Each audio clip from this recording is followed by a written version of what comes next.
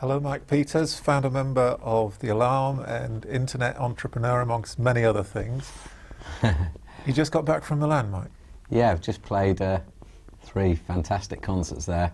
In fact, they were the biggest concerts The Alarm have played to in probably in 15 years, since 1986, and it represents a nice way to begin what is, where I see it as chapter 2, the ongoing history of The Alarm. So right. It was, we were there as guests of Luciano Ligabue, who is an Italian superstar, and he was a fan of The Alarm from the early 80s, grew up listening to our music, and came to one of my acoustic solo performances in Italy a year or so ago, and invited us to open his shows. So when we agreed to it, we thought we were playing some theatres. We didn't realise it was going to be in the San Siro Stadium or the Stadio Olimpico in Roma. So yeah, all in all, we played to 210,000, and it was a fantastic occasion. Did he request any particular Alarm favourites? He was very interested to hear the new music we've been recording in the poppy fields. Yeah, right. As Alarm Mark II, if you like it. He came to a concert where I retold the history of The Alarm in an audio-visual way, using the computers and slideshows and my acoustic guitar. And he ended up coming on stage with me, and in the latter part of the set, I kind of present the future of The Alarm and played some new songs, and he was really taken with the new songs, and he was particularly interested to hear them. And in fact, we shot the concert for a promo clip that's going with the new album. Right. And it was interesting because when we played, he has a very young audience, and maybe a lot of them didn't realise who The Alarm were or weren't aware of us from the 10 years we've been out of the limelight. And so we had an open playing field in a way, and it was interesting that the new songs went down better than, or as well as, any of the old ones, and the new song, in fact, was the high point of the concert, so which was quite interesting, really, and it was quite a confidence booster for me and the band as well, to see that something we created ourselves was sat alongside the history of the band as well. Yeah, but you're very much into high tech, and you produced the first internet band website, is that right, back in the early 90s? Yeah, I can't lay exclusive claim to that, because it was actually probably began, well, in fact it was began by some fans, but The Alarm were one of the very first bands to have a website presence on the internet, certainly alongside all the usual suspects like the Deadheads and the Zeppelinites and the Beatles. The Alarm were right up there, probably the first contemporary band, if you like, to have a website, and it was. I quickly realised that it was a great way of keeping the name of The Alarm alive, even though there was no band to take to the stage, and there weren't going to be any records under the name of The Alarm for a while.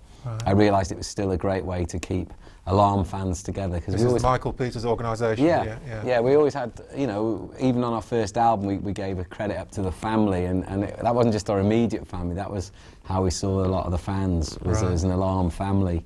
And I knew the internet was a great way of keeping them together without the support of major labels, and without having a current voice with the international media, because you know that does happen to most acts. They ride a wave, and sometimes the wave and the tide goes out, and the tide went out on The Alarm in the 90s. So throughout that period, the internet was a great way of keeping the name of the band alive. And you kept up this interactive thing with your fans now, with this In the Poppy Fields thing, where you're actually, I understand, asking them their opinions of a lot of songs in order to whittle it down to one album. Can you explain how that's going on? Well, we've always had that interaction with the fans. You know, I suppose being sort of first generation punk rock fans, if you like, or that's what I am, I sort of managed to see the Sex Pistols and was very influenced, and I believed it. I believed what they were saying at that time, which was about individuality, about making something out of nothing, about looking after your fans and being part of where you come from. And I suppose we just continued that as a band, and I've always tried to involve the audience, and you know, there's that cliche that came out about punk rock, that it was about breaking down the barrier between the artist and the audience, and I've always tried to do that throughout my whole life as a musician, and so to involve the fans in the new album In the Poppy Fields by inviting them into the creative process.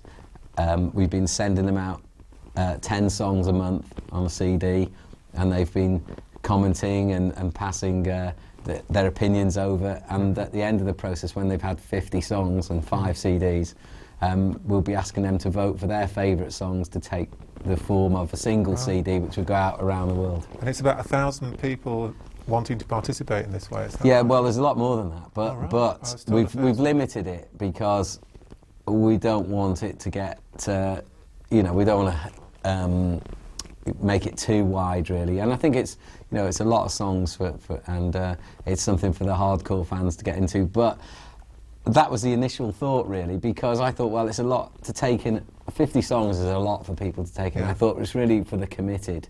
But I think I've underestimated it. And I think I underestimated how we would perform as a band. I thought some of it was going to have to be experimental or a chance to try new ideas. What I wasn't prepared for was, once I got into the creative process and I realised we were making 10 songs and releasing them, that was literally what was happening for me as the writer. I was releasing them from my creative body, and it was leaving me all empty space to fill again. And I found that the creative the ante's been upped, and all of a sudden I put 10 out and thought, well, I can't let, that can't just sit back and forget now. That has to be bettered. And each progressive set of 10 songs, I think, has got better and better. And I think we've managed to tap into the best of the Alarm, of the history, and possibly make the best recorded work that has ever been made in the name of the Alarm. Right. You touched upon the Sex Pistols. Can you take us back now? Can we go back down memory lane to that gig in Chester in 1976 that blew your mind? What was it about that evening? What kind of things did you come out of the gig with? Well, it was. I went really in all innocence. I used to go to this club called Quaint Ways in Chester, and it was a rock club, and I saw lots of rock bands of the early 70s, mid 70s really there. I saw Thin Lizzy as a 3-piece in there, and lots of the Groundhogs and all the bands of the day. And then I'd read in Sounds and Melody Maker, probably Sounds at the time, about this thing called the Sex Pistols and punk rock, and it seemed intriguing. And I was kind of aware of it, maybe more than some people might have been, than just press, because I used to go to Pips in Manchester, which was a 6 dance floor nightclub, and in the bottom of Pips they used to have a room called the Bowie Roxy Room, and used to go there, and it was everyone was dressed as David Bowie or Brian Ferry or Lou Reed. Glammed up. It was seriously glammed up, at a time when maybe glam was all over, really. But I think out of that there was a lot of the future new wave people. I know Pete Shelley from the Buzzcocks used to go down there, and Howard Devoto, although I never met them there, but I've heard them mention the place as well. It was kind of dangerous to go to, so I thought, here's a chance for me to maybe sort of have a nod to my Bowie fixation and go along and see this band. And I thought it would be a little bit more, you could get away with wearing some clothes that you couldn't really wear in North Wales or Chester at the time, so I did go looking a bit out of the ordinary, shall we say.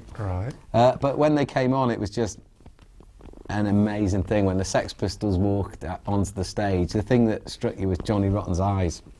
They were piercing, and they stared right into the core of the audience. And there was no intro tapes. And at the time, the songs only lasted 2 or 3 minutes long. And most bands that you saw played 20-minute guitar solos, and they had the light show on stage, and it was really refreshing. And the language that they used was so powerful at the time. It's easy to forget now, because or hard to imagine if you're into punk rock now, how radical the language that they spoke from the stage.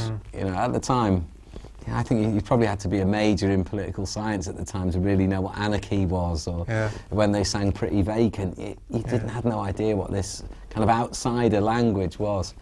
And I remember various things about the show. I remember the audience had probably seen Eddie and the Hot Rods on the circuit as a blues band, really, even though they kind of like talked that was being punk.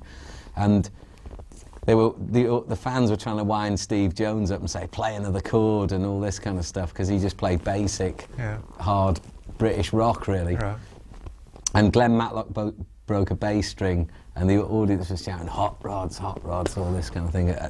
And Johnny Rotten just stared them out faced them out until in the end, I mean, there's probably 150 people watching them, so he just gazed and stared right into their eyes, every single member, and it was very penetrating. And in the end, the audience lost. They went silent, and it was just left with Johnny Rotten stood on the stage in this silence, and he was making these weird bird sort of noises, as I thought they were. And you often heard him doing it on the records, like, and he'd sing them as the tracks would kick in. Yeah.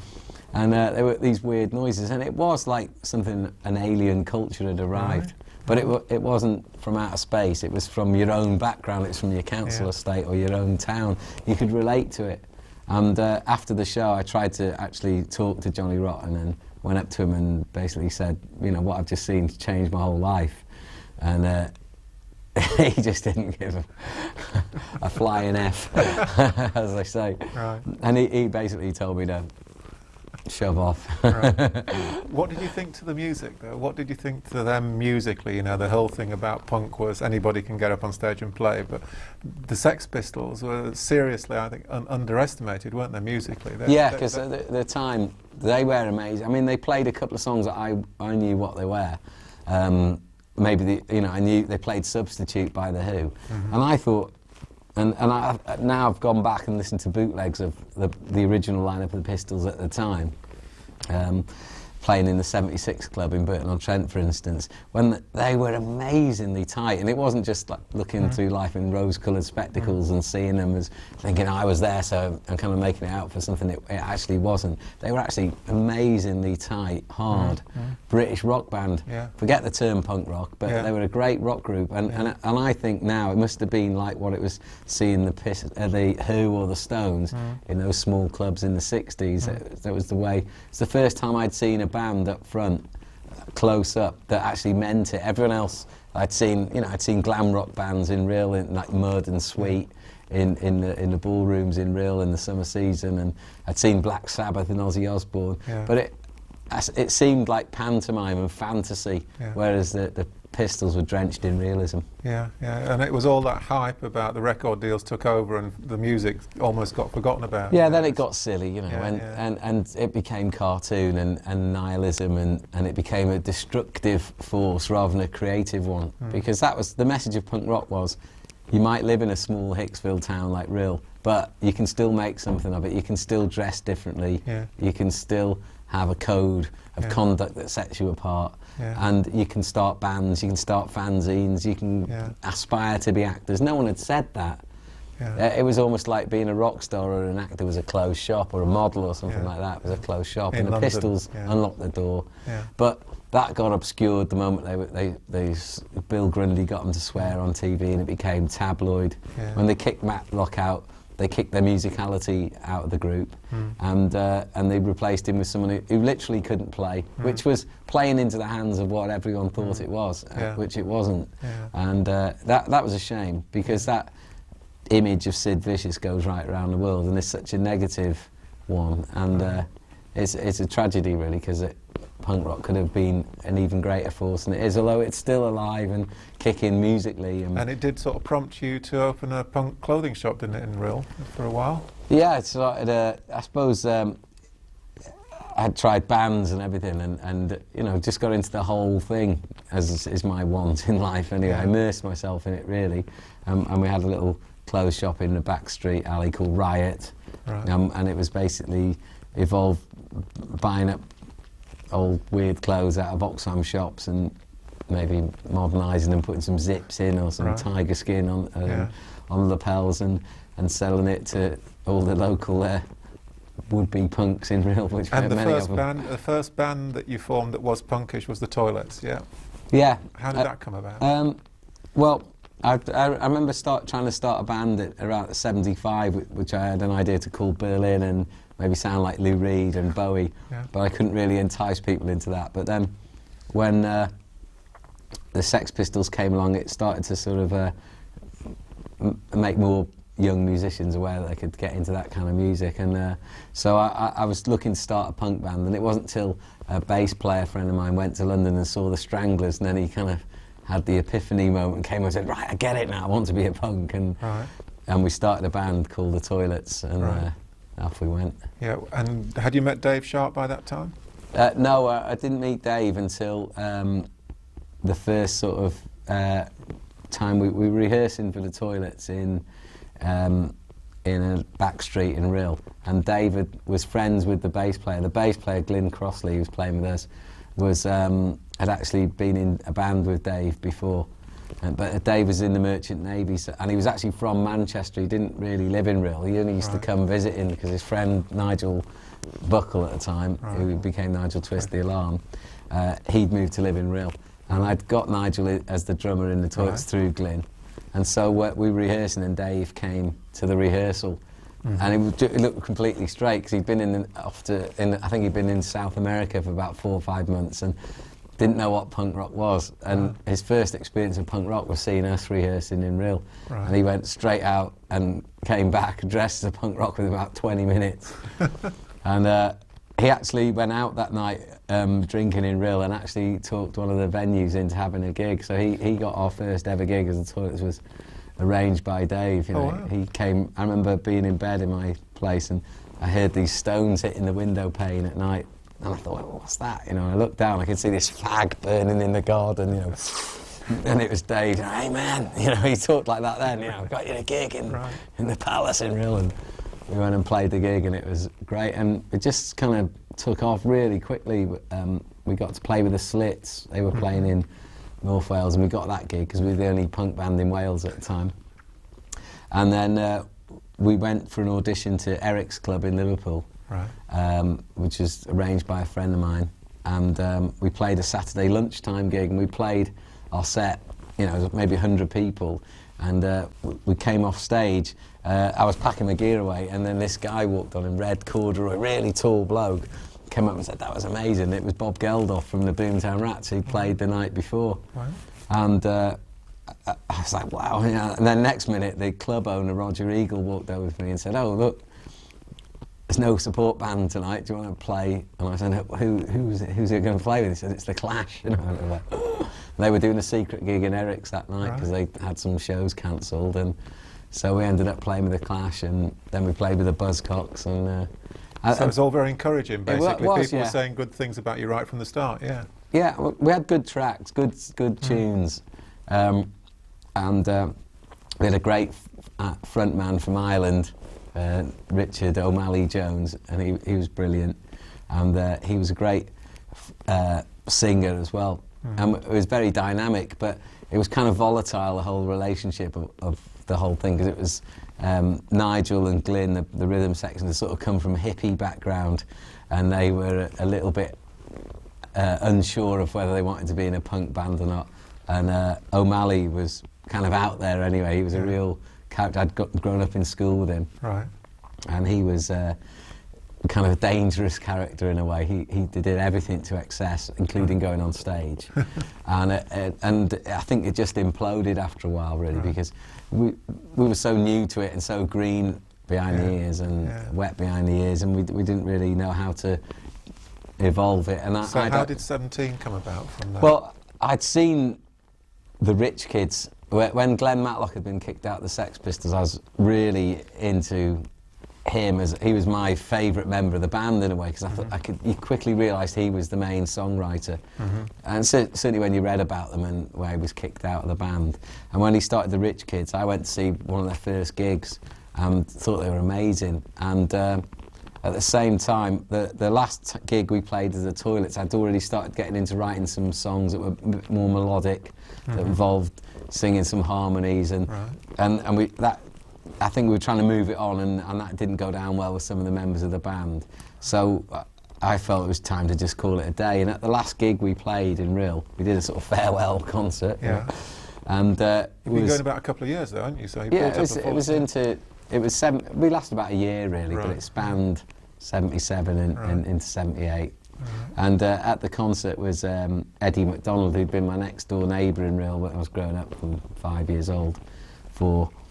years old, and we got talking at the sound check, and he said he'd been to see the Rich Kids and he was really into it. And although he was a year younger than me, when you're really growing up, a year is quite a distance. So all of a sudden, it was the first time we'd met as sort of young adults, really, and he'd been learning the guitar, and he said he was getting into writing songs, and we both had this commonality. We liked the Rich Kids, and we thought Glenn Matlock was amazing.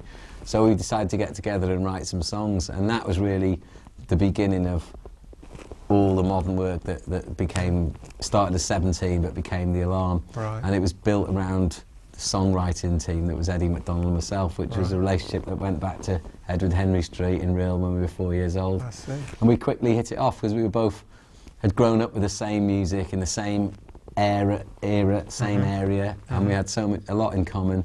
And so the whole 68 Guns idea, you didn't have to sort of talk about it. You both knew it, really. You both knew it. Yeah. Yeah, we did, and I think we were good for each other, because writing songs is the most difficult thing to do as a person. I think it's really playing someone a new song for the very first time is a very nerve-wracking, emotional process to go through. And some, when you're in bands and everyone's got an ego, some people aren't as sensitive to it. And if you are the writer in a band, so a lot of people take that for granted. But it's very difficult to get up in front of people that you know with all that testosterone and maleism going on, and actually show your sensitive side and show some lyrics and some, maybe it's, you know, when you write a song as well, when you're the creator of it, you can't tell which are your good ones from your bad ones, because they're like your little children, and you can't say, well, I like my son better than my daughter. You can't say that. It takes other people to say, well, that one's better than that one. So sometimes you go to the band and go, I've got a fantastic song, and it turns out to be terrible. And then you play, well, I've got this one, it's not very good, and it turns out to be the great one. And some people can be really insensitive to that. Right. But Eddie, I'd grown up with him, and he's the sort of person I could get undressed in front of. You know, we were that. We'd seen each other since we were that high, so we knew everything there was. So we weren't inhibited or intimidated by each other. So we could unload all our songs on each other. And when did you bring Dave into the fold? Dave actually joined the group a year and a half into the life of 17. Right. Again, he was in the Navy. He'd come home. We'd find him at Nigel's house occasionally when he'd come to visit, because he never lived in Real, as I say. Yeah. And occasionally when he'd be on leave, he'd come and stay with Nigel at the weekend. And Eddie and I'd go to rehearse at Nigel's house. And we'd find that when we'd get there, Dave and Nigel would be rehearsing, playing some songs of their own. And then we'd arrive, Dave would put his guitar down and go and sit in the front room, and then we'd carry on.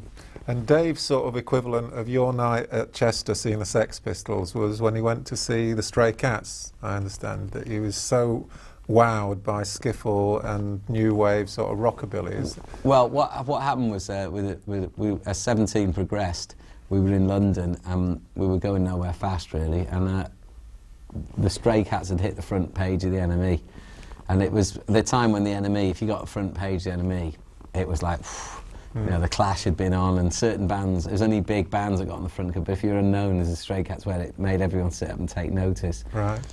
And I said to the lads, we've got to play with this band, they're hot, you know, if we want to get a deal, we've got to play with them. So they were playing the Crystal Palace Hotel in London, and I started a scam by phoning the gig and saying that the Stray Cats had been to see us playing the night before.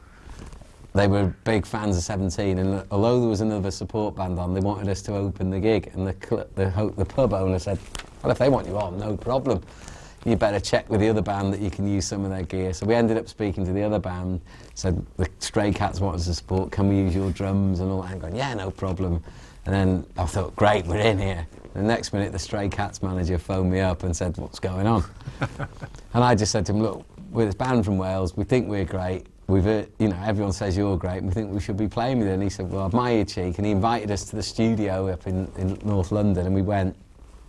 And the Stray Cats were putting Runaway Boys down with another guy from Wales, Dave Edmonds. Right. And we got on brilliantly with them straight away, because they were from New York and they didn't know anybody. We were from Wales in London, and we had that in common, that we'd come from small towns, really. Right. Although New York's much bigger than Real, of course. But, you know, we got on really well. And they liked our gig, we played with them, and they invited us on the tour.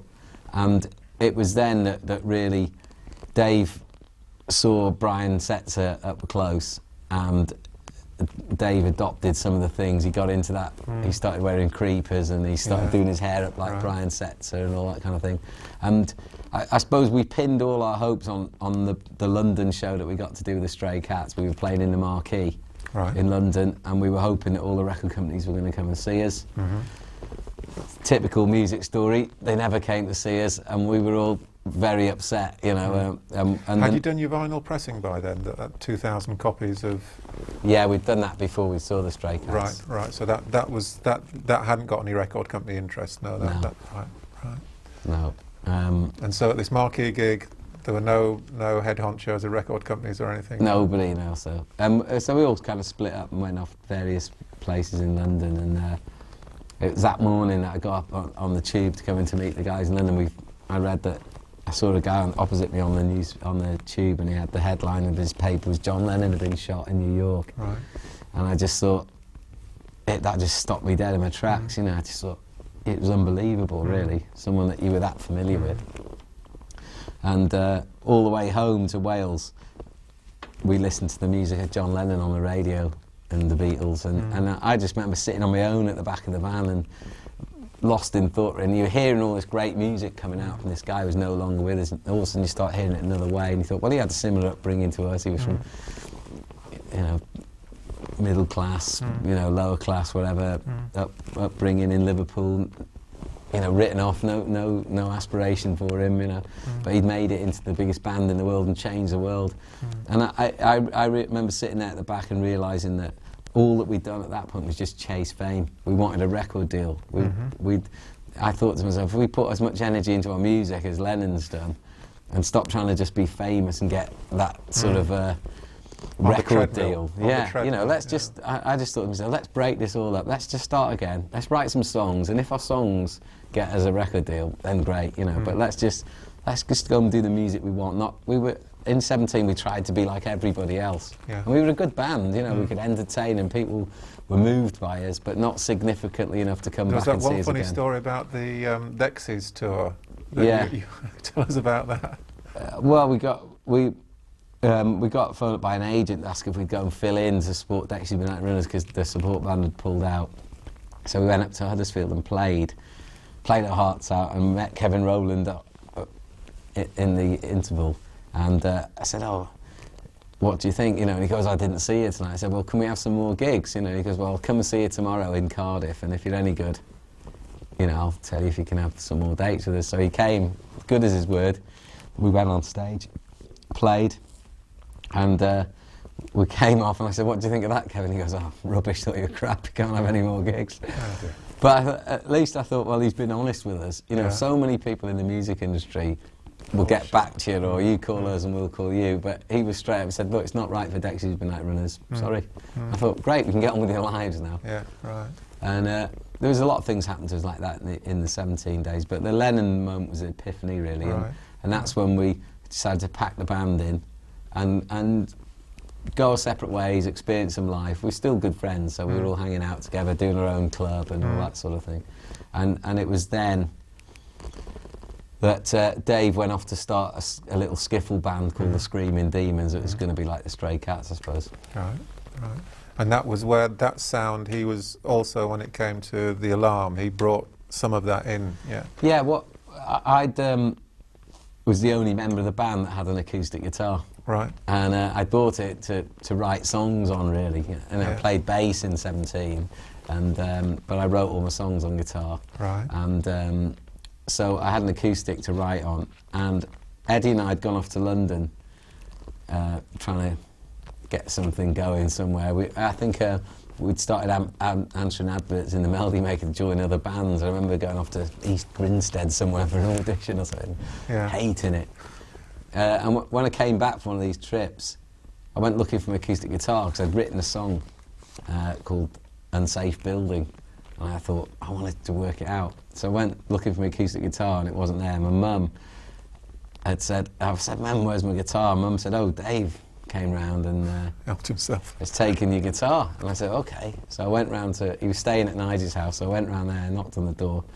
I said, Dave, where's my guitar? He goes, oh, you better come in. And he took me up to the top bedroom where Nigel slept, and there was my beautiful looking acoustic guitar, and it had been butchered, and he drilled holes in it and put pickups in it and knobs, and it amplified it basically. Right. And before I could kill him, he said, "Don't kill me until you've heard it." Yeah. And he plugged it into an amp and then played it, and I just thought, that is an amazing sound. And so I played him a new song on it, and all of a sudden we had the right songs. All of a sudden I had a Unsafe Building became the first Alarm single. Yeah. And it was really the first song I'd written after Lennon's assassination, written from a whole new perspective, that wasn't written as a vehicle to get on in life, but it was written as a response to life, to what I felt. And the B-side, Up for Murder, that was sort of Dave Sharp's... Yeah, that was one of Dave Sharp's of Screaming Demons, skiffle songs. Right. But then he dropped Screaming Demons, didn't he? He decided that... how did that come about? Well, he just wanted to be on the band again with all of us. That was the moment that we decided to get back together, but this time with proper songs. And initially you were called Alarm Alarm. Yeah, we sat around and we were looking for a name, and again, in this new spirit, we wanted a name that came from within the group, from something that we created ourselves. So we had a conversation about what we'd all, how we'd all got into music, and we were all telling each other things we already knew, but we thought somehow from the conversation. And the first song I ever wrote of my own that I thought was original was a song called Alarm Alarm. And I threw this in the conversation, and Eddie said to me, or to all of us, "That's a good name for the band, let's call ourselves Alarm Alarm." So we did, and we were actually still had one more gig to play as 17, and we wrote out to John Peel and said we were now going to be called Alarm Alarm, and we played a gig in the Half Moon in Dulwich in Herne Hill. And we were going down to the gig the night before, and we tuned into the radio, and John Peel was on the air, and he goes, "Oh, I've just had this letter from this band, 17, and they're playing in Half Moon tomorrow night, and they've just decided to let us know they're changing their name to Alarm Alarm." And he goes, "It's funny that, Alarm Alarm, that's a good name, and we've got Duran Duran and Talk, and it's something going on here, and perhaps I should change my name to John Peel. And I thought, right, let's just call ourselves the Alarmers. And that's when we settled on as the Alarm, and off we go.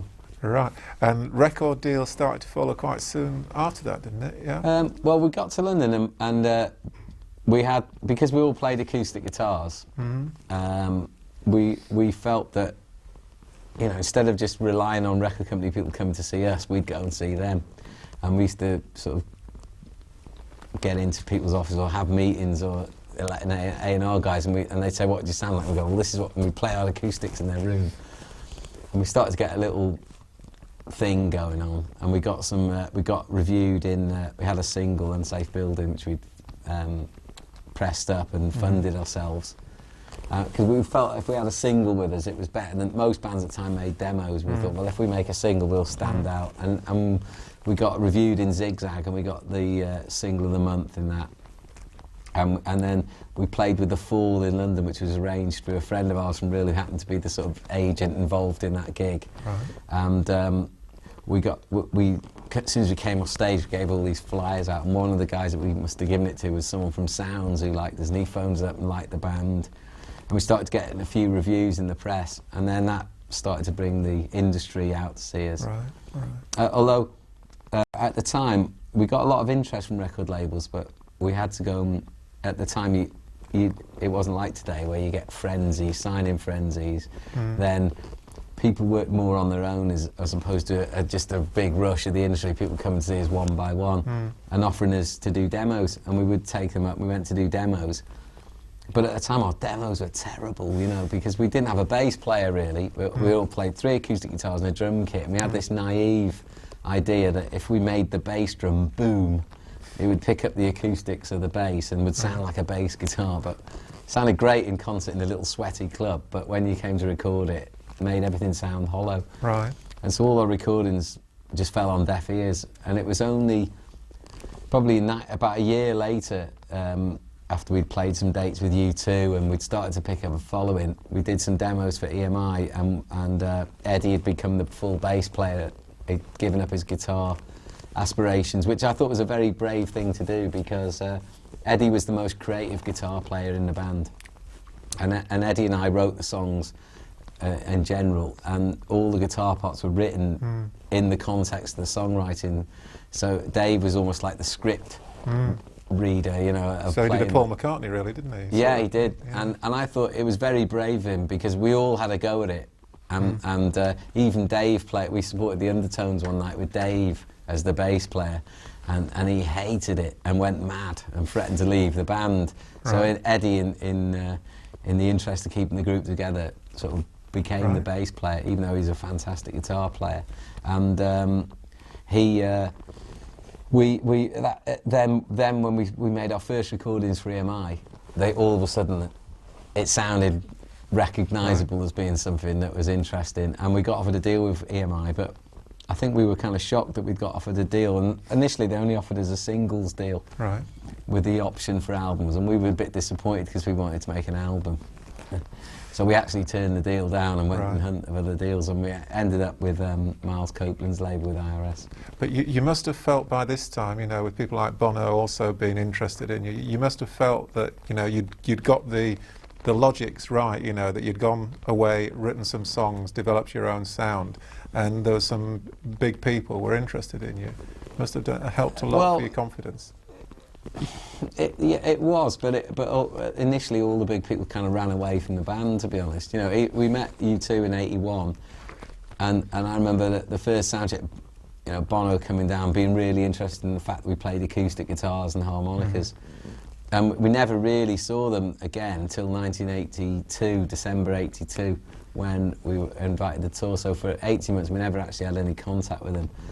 And but we got passed on by loads and loads of labels. Right. But we were lucky to have a great manager in Ian Wilson, who was U2's agent. Right. And he was the agent for a lot of big bands, and he kept us alive on the road by getting us gigs and helping us develop, and sort of becoming like a fifth member, really. Right. And he was very instrumental in shaping us and into getting Eddie on the bass and centralising what we did, because it was kind of erratic early on. Right. It was exciting, but it was erratic, and I don't think it was something that didn't quite communicate properly in terms of a, you know, nice rounded in music industry package, you know, which they like. So I think Ian was very instrumental in that. And then he probably organised for you to go to America. Was that, you know, that was the support that you did with U2? Yeah, that happened again. We'd signed to IRS and we put a couple of singles out, and we started to get a big following. But U2 had been on the road in America for a long time with War. Because I think people forget with U2 when October came out, their second album, it didn't do as well as Boy. And in today's climate, U2 probably would have been dropped, and you know, they wouldn't have been supported, but they were lucky they were on a fantastic label. Right. Everyone stayed with them. They toured that record, you know, beyond belief. And we were our first gig with U2 was the last time they played on the October tour, and they disappeared for 18 months and came back with the War album, which is very strong. Right. And we ended up playing the first gig they did on the War tour. Right. And I think we learnt a lot from seeing their transition, and they're taking a knock on the chin and coming back and fighting hard for their band and their musicality. And so when we came to play them, we'd sort of been through a similar process ourselves. We'd had to take a step back to kind of see where we were going wrong and put it right. So we were on the up and they were at that time when we met, and there was a lot of energy in those shows when we played on the War tour, which people still talk about now, and still people reference that. But when we'd played them, they went off to America, and we carried on developing in Britain and building a following. And they were then asked to play another series of 20 dates, because America was starting to open up to them. But I think the band had been on so long, they'd said, well, we'll do the dates as long as we can have some band that we know on, that we can have good time with. Yeah. So that's when the call came out to us to play. How did you like America? Did America inspire you as a songwriter? Yeah, very much so, yeah. You know, I mean, my idea of America had been culled from listening to Bowie records like Panic in Detroit and things like that, and you know, Young Americans and Lou Reed and things like that. That was my idea of America, and also one of my favourite albums of all time was London Calling by The Clash, which was steeped in Americana, and that was the America I wanted to go and see. And was that the America you saw? Absolutely, yeah. Right. I mean, it was incredible. And then, 1983, you still had, now in the modern day, I never hear, students or young people talking about culture shock when they go to America anymore. But then everyone was saying, oh, you're going to get culture shock. And I thought, no. But when you go there, at that time, it was a different part of the world. As much as we were exposed to it, a lot of it on TV, but getting there was different. I remember just silly things like I remember in the Britain of the early 1980s, if you went to a shop to buy a tin of Coca-Cola, someone would pull it off a shelf, it was warm. Yeah. They blow the dust off it. There you go, mate. Whereas you got to Mecca, and it was all fridge and it was cold, and it was great. Little things like that. They had their act together. They did. Yeah. I mean, it sounds stupid now and showing me age, but it really was a different place altogether. And there was elevators everywhere and air conditioning, and people talk with funny accents. But now we're much more unified as a global race, aren't we? Right, and there was hardly any McDonald's in Britain then. I think there was one in London when we first went to America, and they were everywhere, and things like that. And it was an amazing place to go to, and it was very inspiring, and especially because we hadn't made an album by then either. So it was a big eye-opener, and we played in these massive shows with U2, like 8,000 capacities. We were at the Red Rocks Under a Blood Red Sky concert, and to see all that and to play to those audiences. Was it the U2 connection that gave you a bit of inspiration for 68 Guns? No, because we had that before. 68 Guns was actually written before we'd even seen U2 for the first time. Right. So how did you get this? Because it was an Irish book that it... No, it was a Scottish book. Oh, so right. 68 Guns was one of the last songs we wrote at 17, and we wrote it in 1980, and it was actually written. I'd read a book called Glasgow Street Gang Observed. Oh right, I thought it was about Northern Ireland. And it was about a group of young adults called the Youth Team, which was a sub-division of a famous Glasgow gang called the Mary Hill Fleet, and they were average kids, but they were kids like many throughout Britain who have nowhere to go when they left school at 15 to 18 before they were old enough to get in pubs. So there's kind of like a no man's land for youth at that time, where you hang out at street corners and phone boxes because that's all there is.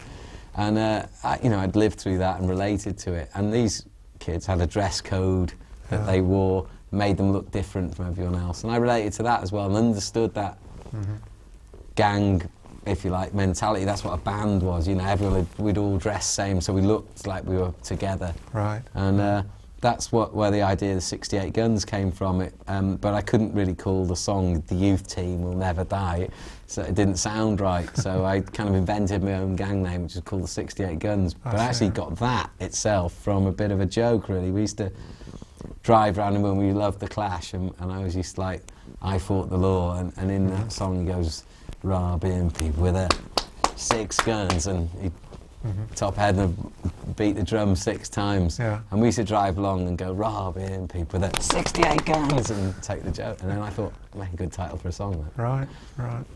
What was it like getting a hit, a sort of top 20? Well, it was weird and wonderful all at the same time, because we were in America. We'd actually been on TV in America before Britain, which again, helped us a lot in America, because it meant a lot of American journalists discovered us before the hype, before we'd ever hit. And when we put 68 Guns out, we never thought it was going to be a hit. We just thought it was going to be a building record. And we didn't even stay in Britain for the release. We went back to America, and it was really just to keep the interest alive in the group while we were continuing to break America. Because our previous record, The Stand, had taken off in America when we'd been on tour with U2. And we got the call because what happened was my old friend Johnny Rotten, he was in Public Image at the time, and they'd been invited on Top of the Pops, and they were in the lower end of the top 40, and they didn't want to do it at the last minute. So for the first time in the history of Top of the Pops, they came outside the top 40 to find a band that were going up a chart eligible. And every time they went to approach an act, they were going up the charts outside the 40. They couldn't do it, and they came down. I think we were at 57, 59, something like that. And our record company said, "Yeah, we'll definitely have the alarm on." And so we got the message. We were in a hotel in Boston when arrived at the hotel. There was a big stack of messages saying, "You've got to phone home because you're going to be on top of the pops." And we all just exploded with excitement. But it was weird because part of our thing was we thought, well, maybe we shouldn't do it because we loved the Clash so much, and we thought they've never been on top of the pops. But I don't know. I suppose our upbringing went against us. We weren't streetwise hard kids from London or Manchester or Liverpool. We weren't as streetwise as that. We'd come from a small rural area, and our only link with rock and roll had been watching Top of the Pops. And the big moment for me was seeing David Bowie singing Starman on Top of the Pops, and it was incredible. It was like, wow. That stayed with me all my life, that image. And all of a sudden you got a chance to go on there. The pull of it was way too big. Yeah. And right there was sort of, in Britain, our career took off and was almost killed all in the same moment. Top of the Pops was as good for us as it was bad, because we hadn't realised we'd been in America so long on tour. And at the time, we were a young band. We didn't take personal hairdressers on the road and all this, and we hadn't realised our hair was about this big, because we've been on tour for so long. And it wasn't until we saw ourselves on Top of the Pops that we realised it looked stupid. Right. But that was the image that stuck with people, that they saw us with this massive hair, and the press thought they didn't like us at all because of that. And I think a lot of people see the Alarm in that way. Even now, that's the image that's stuck with a lot of people from our generation. And it wasn't a deliberate one, it was not at all. Just completely hairdressers. Because when our first TV appearance on the Stand, two of the guys were wearing hats and had fairly, spiky hair, but not ridiculous. But because we've been on the road for so long, it just got out of hand, and we hadn't realised. As when you're seeing each other every day, you don't realise how much you're changing. Were you pleased with Declaration as a debut album? Yeah, very much so. Yeah, it was. I think it could have been different. I think now, with hindsight, I'd have liked. I wish we could have made it in some ways with Mick Glossop, who made our earlier recordings, because I think we could have been a bit more timeless. But the production, it was a great production for us as a band because it took us forward. Alan Shatlock, the producer, really challenged us.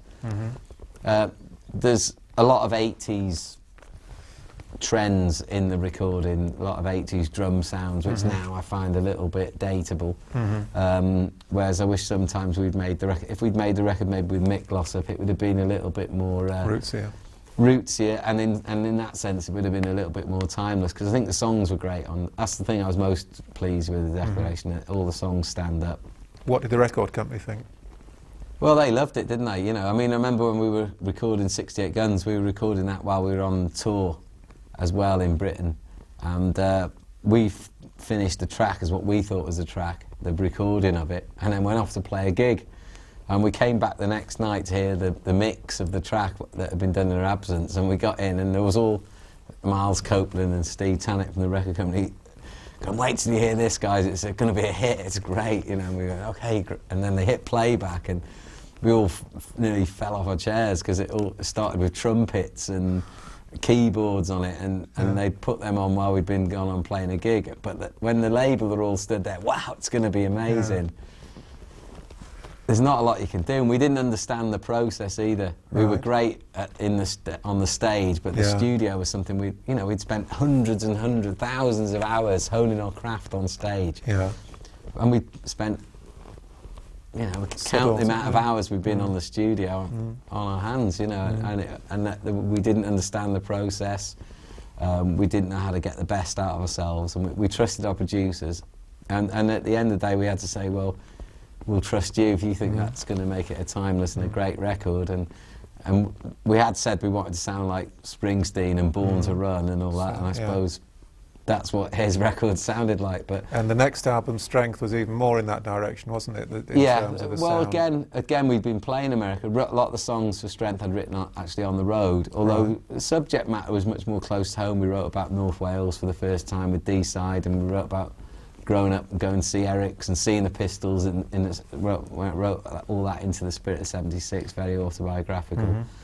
But I think we'd also been playing a lot bigger shows as well, and we were writing, some of our dynamics were written because we thought, well, this is going to be great live. Stadium rock. And all that kind of thing. And we'd actually done some initial production work with Jimmy Iovine, the big American producer, but he didn't turn up for the main session, so we had to go back to the drawing board and start again. Was, by this time, 1986, was the whole sort of machinery of the music business getting heavy? Because the MTV UCLA gig, it was all suddenly getting very, very big, and I sort of get the impression that that was when the rot started to set in. Yeah, well, one of the things that was frustrating for us as a band was that, like REM as well at the same time, we were aspired to be grandiose rock bands, if you like, and to aspire to compete with our contemporaries like the Simple Minds and U2s and ENXS, but we were with a label that couldn't compete with Island, Atlantic, Warner Brothers, CBS, Sony, all that kind of thing. They just couldn't. And so we had to project ourselves by stealth and by coming up with ideas. And the UCLA concert was a concept conceived by Ian Wilson, our manager. It took a lot of persuading to pull off. MTV, he came up with the idea of the first ever live satellite broadcast. MTV liked the idea, so they got behind it. But I remember one of the things that happened on the day, in the afternoon of the concert, we played the concert in the daylight so that it could come back in the time zones later and later for people. So it was 10 o'clock in the evening in Britain, because we went on at 2 in LA, and it was 5, 6 o'clock in the evening in New York, and that's how it was working. So that the California audience could be there, the New York and the British audience could see it. You know? But the money was so tight, and we were expecting like 10 or 12,000, but actually 26,000 people turned up. But the night before the concert, Ian Wilson, our manager, said, "Look, I've got a feeling there's going to be a lot more people arriving than we all think." And he had a look at the barrier, and he didn't think the barrier was strong enough to hold the crowd. And he asked for $200 from the record company in 1986 to have a proper, more significant barrier put in. And they said, "No, we can't afford it. We haven't got any more money. You've got to do it with what you've got." And he was argued and argued for this $200 barrier to be put in, and they wouldn't do it. And on the day, there's so many people turned up, and the pressure was so great down the front that, of course, the inevitable happened. The barrier caved in. The audience came right up to the stage. This was 10 minutes before we were going out on the first ever live satellite broadcast all around the world, with thousands of dollars from MTV's point of view, and then all the camera positions were lost. And I had to go out on stage 10 minutes before the show started and ask the audience to move back, which they did, but it still wasn't enough to resurrect some of the camera positions. So a lot of the concert had to be bussed and really winged with handheld cameras on the stage. And the bass guitar got flung or something. Someone threw it. Someone, in the excitement of us coming on stage and kicking off the concert, someone threw an American football up into the air, and it landed right in the middle of the bass drum, knocked the bass drum mic out of the thing, so you didn't get the bass drum on the first song. So all sorts of chaos reigned. But again, we were right on the cutting edge of something there, so you expected things like that to go wrong.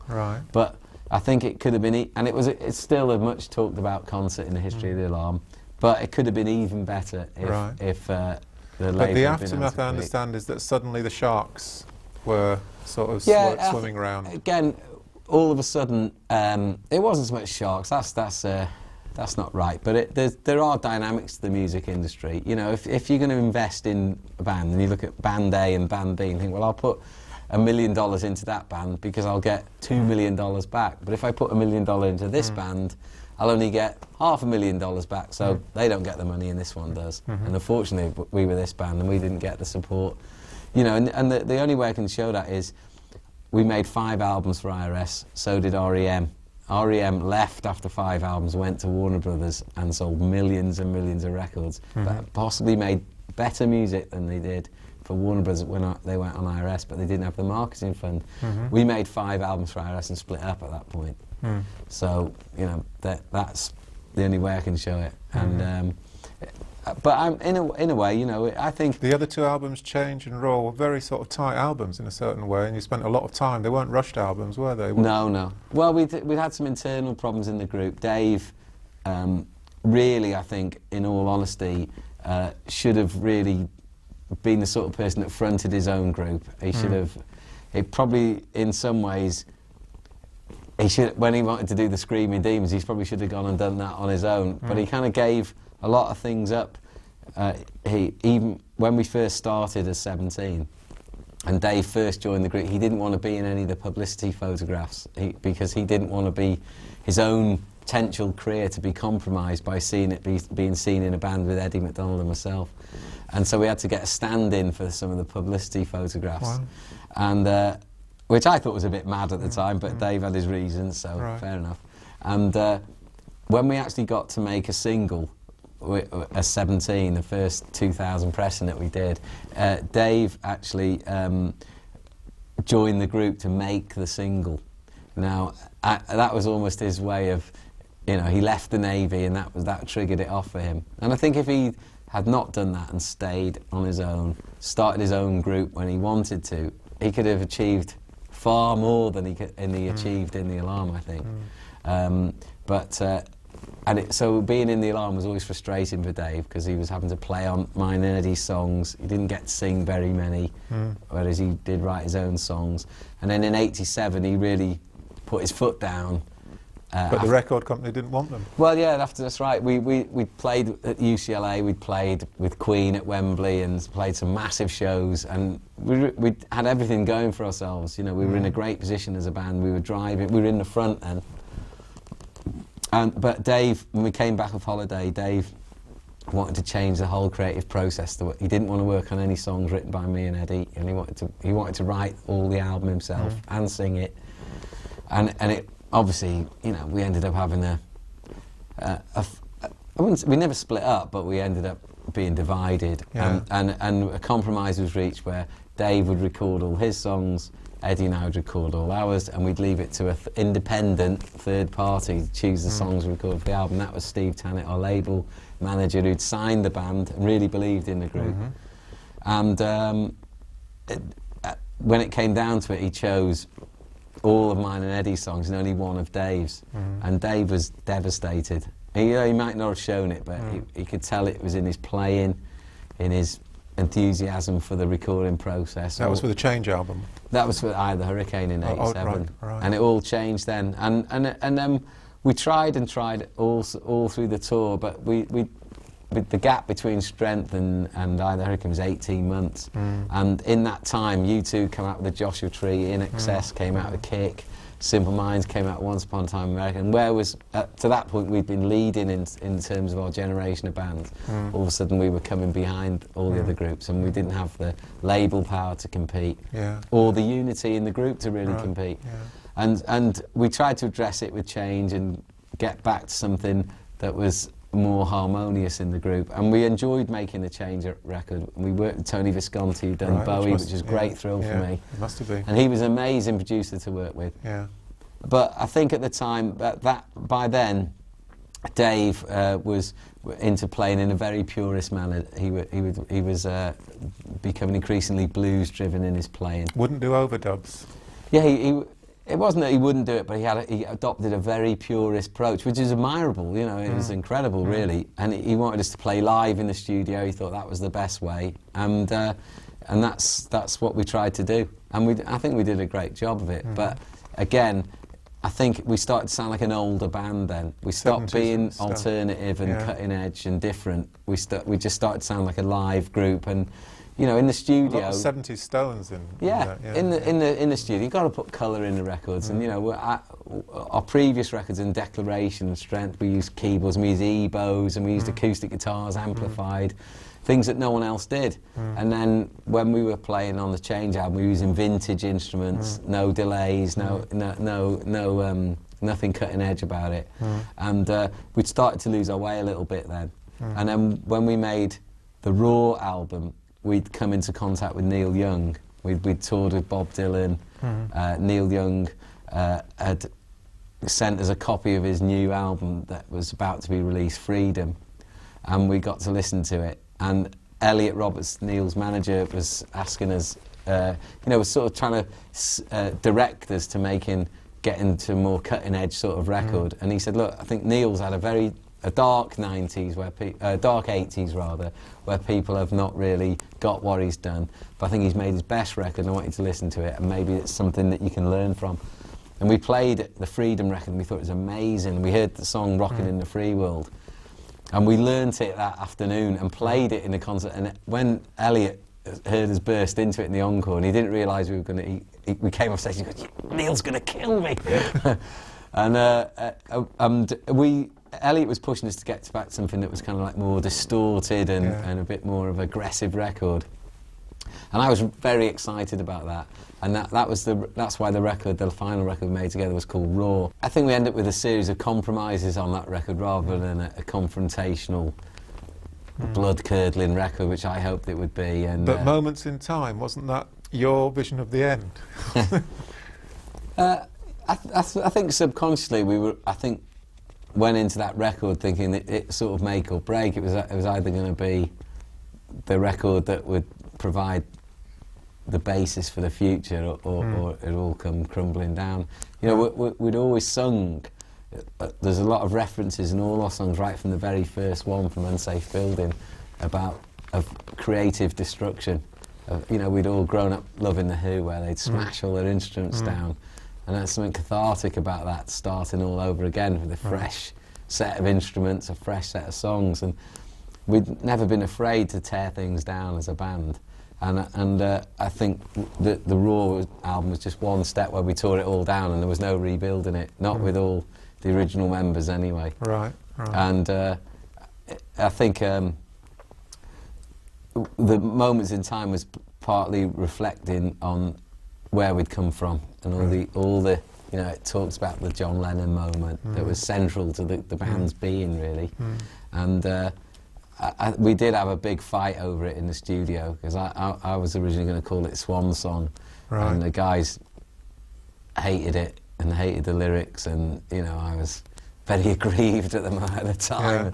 All the usual, because we had a harmonious image as a band, and we're still great friends right now. We'll do anything for each other, I think. And but we had, because we were friends and like a little family, we could have some blazing arguments about this and that, and that's because we were close, really. But I think it just became that there was too much going on. I think ultimately The Alarm was sort of my band, if you like. That's how people saw it, and it was based around a lot of the songs that I wrote with Eddie. And Dave was growing as an artist all the time, but a different kind of artist. A theme that you said throughout is that, unfortunately, you outgrew IRS, really. Yeah, we outgrew IRS. We all outgrew the band a little bit as well. Dave became a much more rootsier artist than when we met Dave. His hero was Pete Townsend, and he played, the first thing I ever saw him do was throw a windmill and hammer out My Generation. And I thought, wow, I want that guy in my band. But he'd got into the blues big way. He'd seen Stevie Ray Vaughan. That was a massive influence on him. He became much more of a purist guitar player, and went in search of another sort of musicality. And the classic musical differences, the cliche, did start to come into play. And also, Dave and Nige went to live in America, which had a big effect on us. We all of a sudden we were culturally miles apart, and distance, and musically apart, and it made it increasingly difficult to be in a band together. And but I wouldn't change any of it, because the experience of it, life isn't all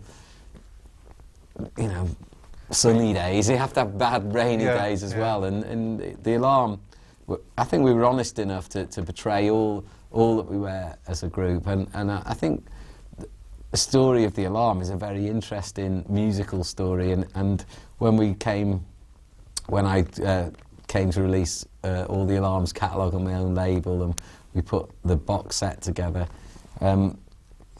I commissioned the band themselves. All four of us wrote a 70,000 word history that we all contributed to. That is a real open surgery on the group. It's really open. That all the sides of all the stories are presented. Everyone gets to have their say. You know, I've analysed our relationship inside, outside, and looked at it from every which way.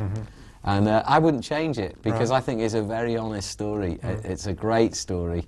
It's a brilliant read, as well as a great listen. And I think we can all be proud of what we brought to the Alarm, and I think we can be proud of the way we started it, the way it ended, with me leaving at Brixton Academy. I was just about to ask you that. Can you, the end of the Alarm story Mark 1 came on the 30th of June in 91 at the Brixton Academy. Can you just, you had a plan that the band didn't know about, is that right? Well, it wasn't so much that they didn't know about, it's just that I didn't tell them.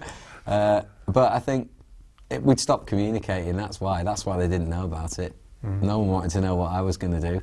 Dave had been organising his own tour. We had the opportunity to go on touring for about 6 or 7 months after that. And part of the reason for making the Raw albums, it's a stripped down record with, you know, it was just, of the four of us, there's no keyboard players, it was just a guitar record, was that we could go on tour for a long time and rediscover our relationship. But Dave was already planning his solo record. He was doing his solo record with Bob Johnston, who was someone we'd sort of rejected as a producer for the Alarm. He recorded one song for the Raw album, and A Wonderful World was recorded for Raw and for his solo album, which I don't know why he was needed to do that. He was booking shows on our days off that he was playing on our agents. He was using another agent to the band's agent, and there was a lot of stuff going on. And that was just Dave being himself and doing looking after number one, I suppose. But it was the first time somebody had put their own thing before the group, and I thought, yeah, that's, you know, I'm not really into that. So and I thought, well, we're either all here for the right reasons or we're not. And it seemed to me that Dave wanted everything. He wanted to be, you know, with the Raw album, and Dave will probably tell you this himself, that he wanted to sing the Raw album. He wanted it to be all his own songs and sing it, and Nigel did. And you know, and they almost, I felt sense they were singing my songs and backing me up on my tunes, and with me singing almost reluctantly. And I thought, well, this isn't what the Alarm's all about. This is something else now. And I thought, well, if they want the Alarm so badly, they can have it. And you know, and it was kind of like a suicide from my point of view, a sort of emotional suicide, career suicide. But that's just the way I am. I am a little bit like that. I can be a very, very intensely creative person and intensely destructive at the same time. And you decided that night at Brixton was the time to call it a day? Yeah, well, the morning of the show, we were due to have, we'd arranged, and it had been arranged for quite some time, that we were going to have a meeting the day after the Brixton show to discuss any future business and what future plans we were going to undertake. And Dave cancelled the meeting on the morning of the show and said he was leaving after the show. He was flying off to America at 4 in the morning to start an American tour. Now, we had turned down a tour with, well, Dave, we were going to tour with Tom Petty. We got offered the Tom Petty and the Heartbreakers tour after the British dates. We had to turn them down because Dave wanted to do his own solo dates, which didn't go down too well with everybody. And so when Dave cancelled the meeting, I just thought, and there was then left with no opportunity to tell anyone that I'd had enough anyway. So, and I also felt, and it goes back to one of the first things I said in this interview, that the Alarm and the audience were a family. It's credited that way on Declaration, and every record we made was always a dedication to the family. And I thought, well, if I just tell them in the dressing room, then that's going to make the gig weird. And so I thought, well, I'll tell them all on stage, and I'll tell the audience at the same time. And it was partly because I thought we always had a bad rap with the press. And I thought I didn't want some of the fans who'd followed us a long time just to hear it and read about it in some anemic press release. I thought, they can see it from me. Mike Peters, thanks very much indeed for your time and telling us the Alarm story. Thank you.